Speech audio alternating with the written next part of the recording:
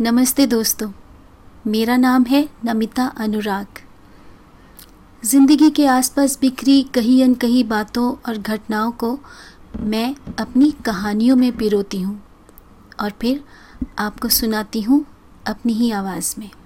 आज आपके लिए अपनी लिखी एक और ऐसी ही कहानी लेकर आई हूँ जिसका शीर्षक है सुनो प्रिय। आइए सुनते हैं। राजभवन के रेशमी आरामदेह बिछावन पर सद्य प्रसूता देवी यशोधरा गहन निद्रा में लीन थीं। प्रातः जैसे ही उन्होंने आंखें खोली, सखियों व दासियों की धीमी फुसफुसाहट एकदम से बंद हो गई थी। आज वातावरण में कुछ अनियमितता का आभास हो चला था देवी को। उनकी सखियां, दासियां सब उन्हें झुक झुक कर नित्य की भांति प्रणाम तो कर रही थीं, पर उनके नेत्रों में एक विचित्र सा भाव और हर तरफ बिखरी एक असहजता को पढ़ने में देवी यशोधरा कहीं से भी चूक नहीं कर रही थी। बगल में कल ही जन्मा नवजात शिशु आंखें बंद किए दोनों मुट्ठियां कसकर भींचे गहन निद्रा में निमग्न था। हाय, कैसा सलोना मुखड़ा है। आर्य जब इसे देखेंगे तो अविलंब उठा कलेजे से लगाने का लोभ संवरण न कर पाएंगे। इस विचार से ही मुस्कुरा उठी थी देवी यशोधरा।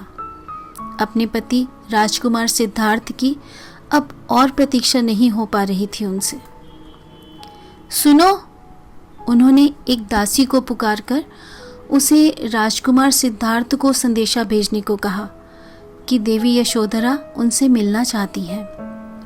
जी वो तो दासी साहस नहीं जुटा पा रही थी अपना कथन पूरा करने को। देवी, वो दासी की घबराहट, उसका हकलाना सब कुछ भली भांति अनुभव कर पा रही थी देवी यशोधरा। स्वामिनी की बहुत जोर देने पर दासी अपना कथन पूरा कर पाई। देवी, वे तो जा चुके हैं सिद्धि प्राप्ति की खोज में, सब कुछ छोड़कर। कल रात को ही दासी अभी स्वयं भी सकते में थी, स्तब्ध थी। प्रातः ही मिले इस हृदय विदारक समाचार से अभी तक सामान्य नहीं हो पाई थी। वह भी अपनी प्रिय देवी के लिए व्यथित थी। उसकी आंखों की उस मूक व्याकुलता और दयार्द्रता को पढ़ने में सक्षम थी महारानी। उनका हृदय चीत्कार कर उठा था। हाय, यह कैसा अन्याय किया आपने महाराज। नेत्रों से अश्रुपात रुक नहीं रहा था। पति सिद्धि प्राप्ति के लिए सब कुछ, यहाँ तक कि उनको भी त्याग कर चला जा चुका है, वो भी उनको बिना बताए। इससे बड़ा दुख किसी नारी के लिए क्या हो सकता है। देवी यशोधरा के लिए सबसे बड़ा दुख यही था कि यह समाचार पति ने उनसे साझा नहीं किया था। पति के बजाय यह किसी और के मुख से सुनने को मिला था उन्हें।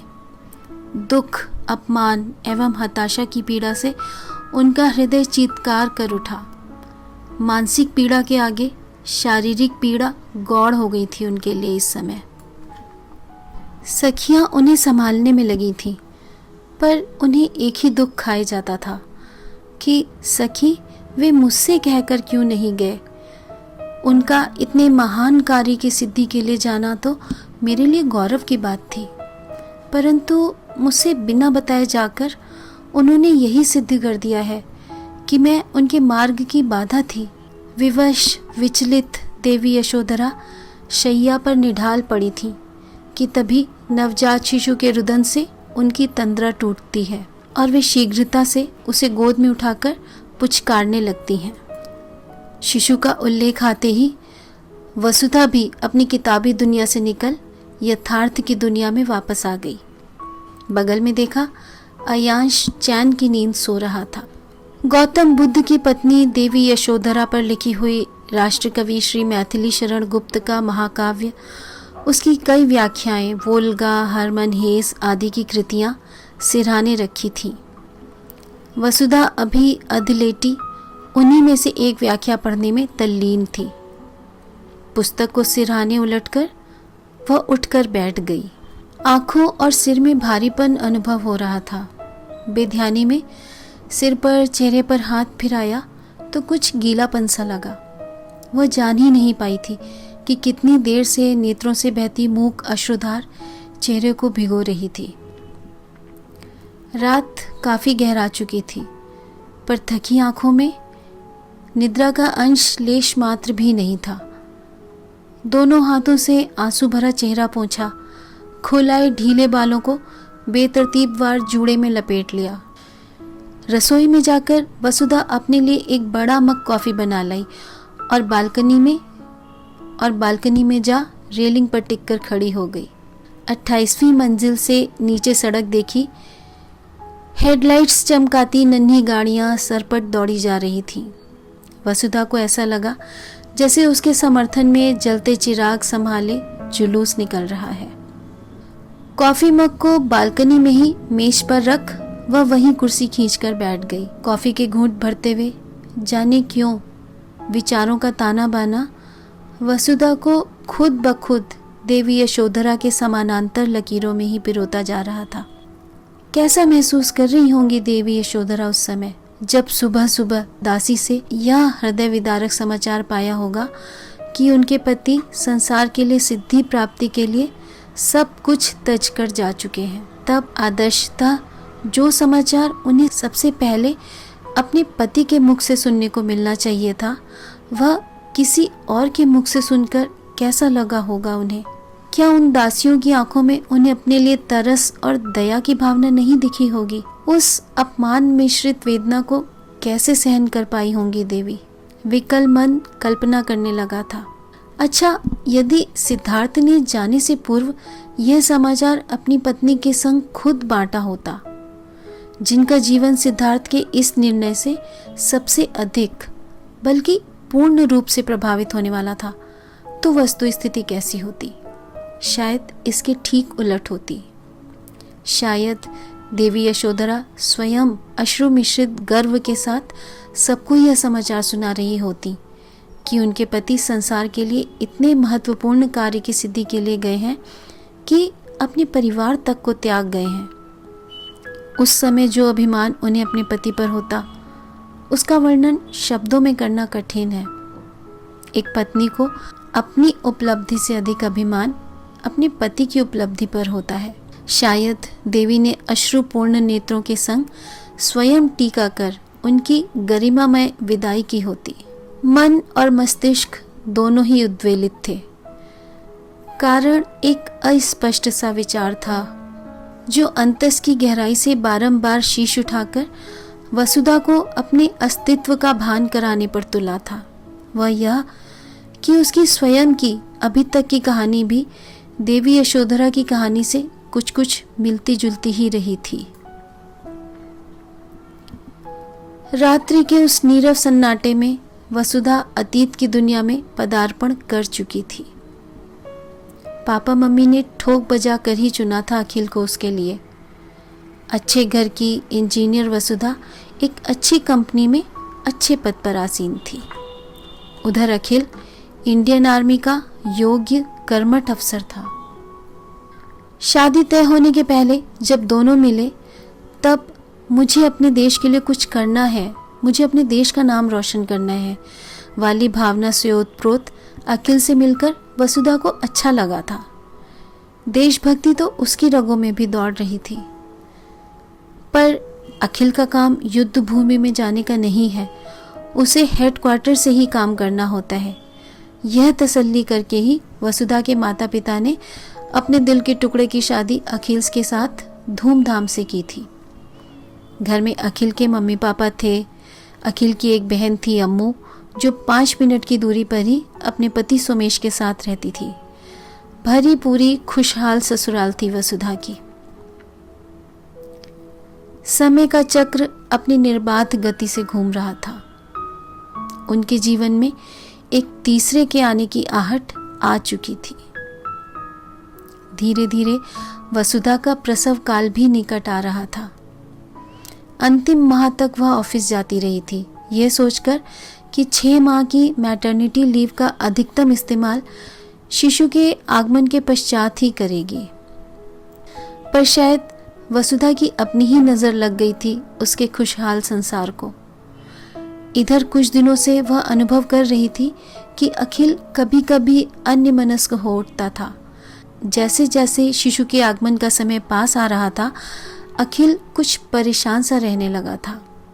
आने वाले शिशु की ओर से थोड़ा उदासीन सा लगता था, कभी उलझा हुआ सा लगता था, पर इसका कारण समझने में असमर्थ थी वसुधा।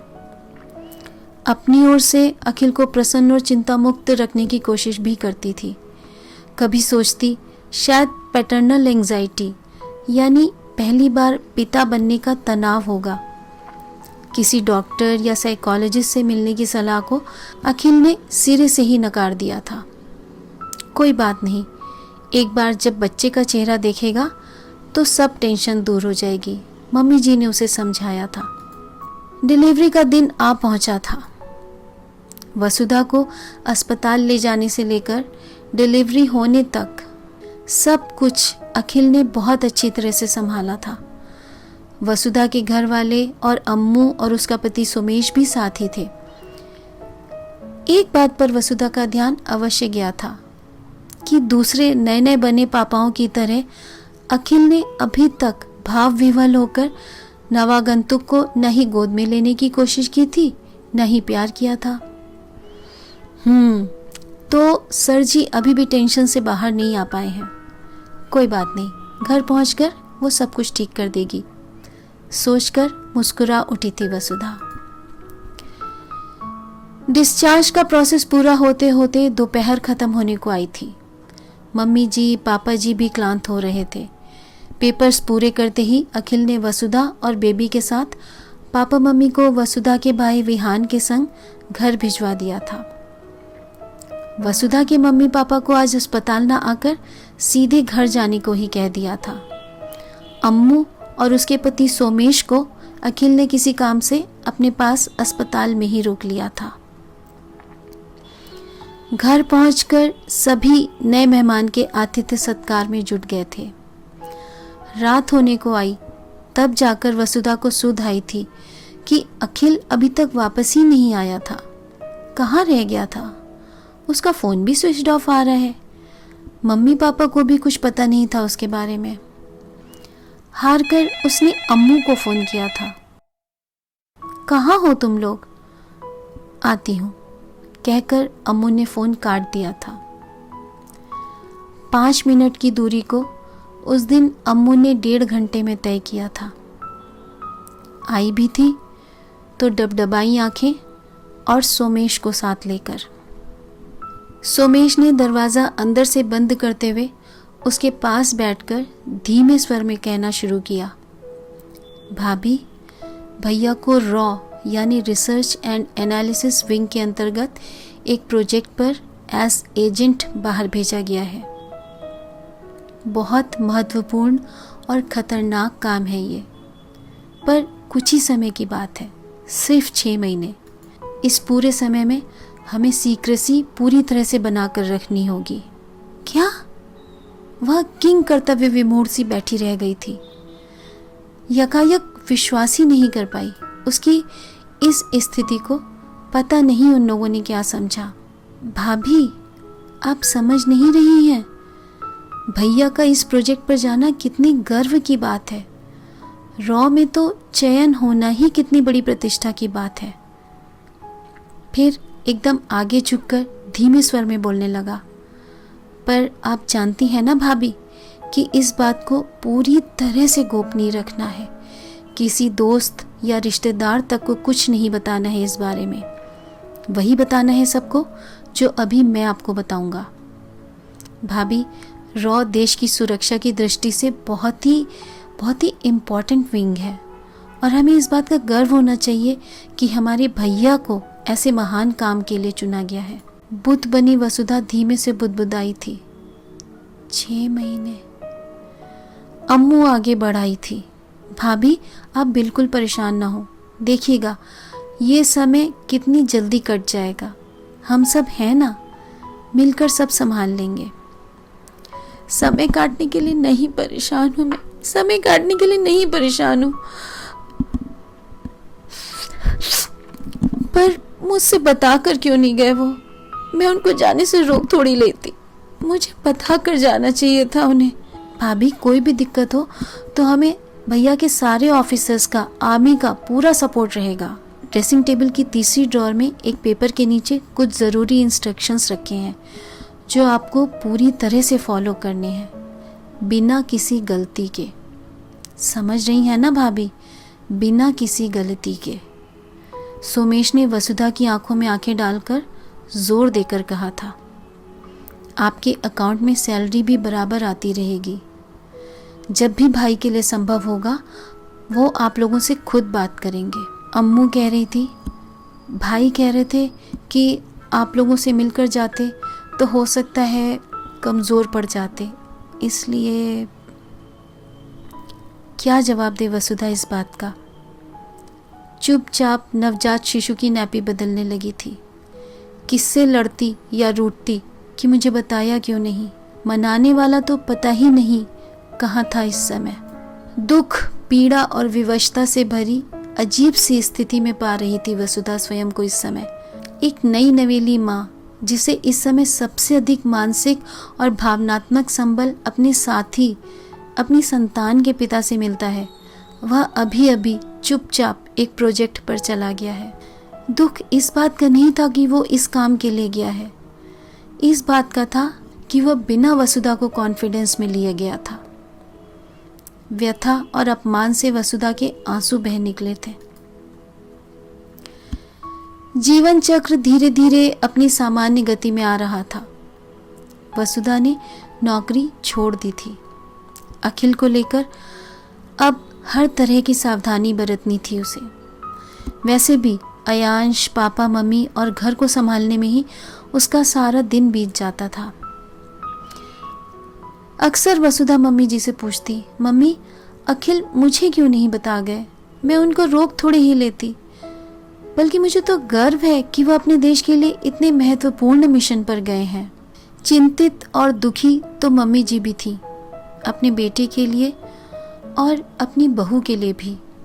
अपनी तर्क शक्ति लगाकर कभी उसे कुछ समझाती, कभी कुछ, उसका हौसला बढ़ाती रहती, पर अंदर ही अंदर वह भी मानती थी कि एक पत्नी होने के नाते वसुधा को अखिल के इतनी दूर, वह भी इतने लंबे समय के लिए जाने के बारे में पहले से पता होना चाहिए था।